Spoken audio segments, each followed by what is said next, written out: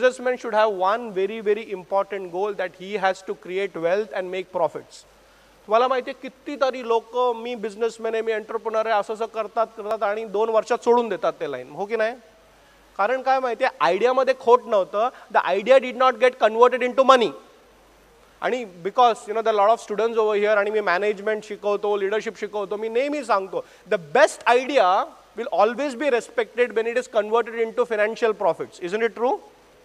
आता कितीतरी कॉलेजचे मुलं मुली येतात, आम्हाला हे करायचं, ॲप डेव्हलप करायचे, ते करायचं, सर्व डेव्हलप करा, आणि ते 2 महिन्यात येतात, सर प्रोग्रेस बघा. काय प्रोग्रेस? ते नवीन काहीतरी डेव्हलप करून दाखवतात. बोले ए बाबा हे दाखवू नको, मला एक्सेल शीट दाखव. How much have you put into the business, how much you are taken away from the business. 2-3 वर्ष तुम्ही एक्सपेरिमेंट करू शकता, 3ऱ्या वर्षी तुम्ही स्वतः सोडून जाणार, कारण लग्न व्हायचं असतं ना नंतर. So first thing about business is that you have a great idea, but it has to be converted into profit. I am not telling that you should be money minded. I am telling you should be money conscious. खूप फरक आहे. बिझनेसमॅनला नेहमी असं विचार करायचा की किती मी बनवलं, किती खर्च केलं, काय आलं, ह्याचा अर्थ हे नाही की तुम्ही कंजूस व्हायला पाहिजे.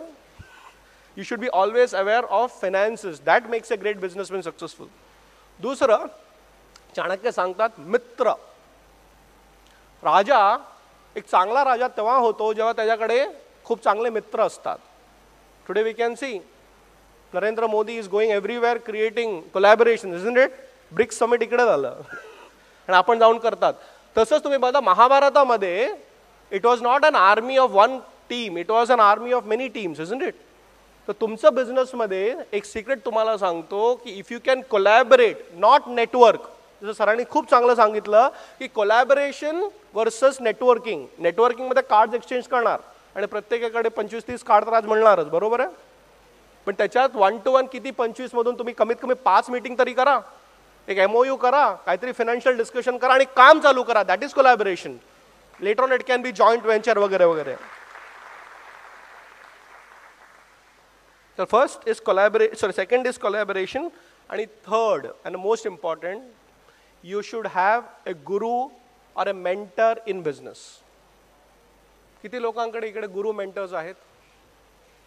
हां, कॉंग्रॅच्युलेशन्स. बाकी लोक इकडून कोणीतरी पकडून जा.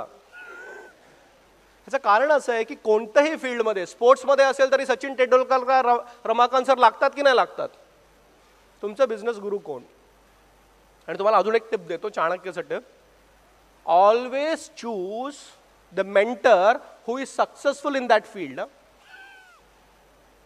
and please make sure that he is guiding you in that field. उदाहरणासाठी आम्ही युनिव्हर्सिटीमध्ये सांगतो, don't ask a history question to a geography teacher. आणि त्याला येतच नाही काय, अरे कसं येणार?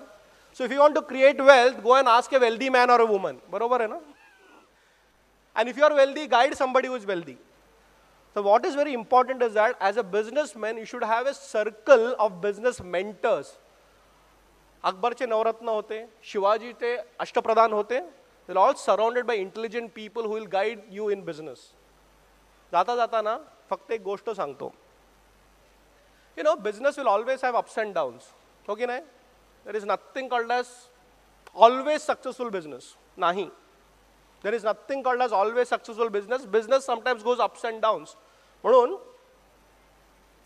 a business which is respected is more important than a business which is successful. उदाहरण, which is India's most respected business group? Tata. उलट सांगतो तुम्हाला, it is the world's most ethical group. And I know personally, directors ना काढले when they were doing something wrong. डायरेक्टर्सना काढलेले आहे. They don't announce it. तुम्हाला माहिती आहे का, even Tata's many businesses have been failures. Is Tata respected because is successful? No, Tata have close down many companies. तो उदाहरणासाठी कधी उद्या तुम्हाला सक्सेस कमी मिळालं तर तुम्ही असं नाही मी बिझनेस नाही आणि काय नाही काय नाही नाही. So I want to tell you the last point about business is that free live YouTube sessions देखने के लिए हमारे चैनल को सब्सक्राइब करें and for further notifications press on the bell icon.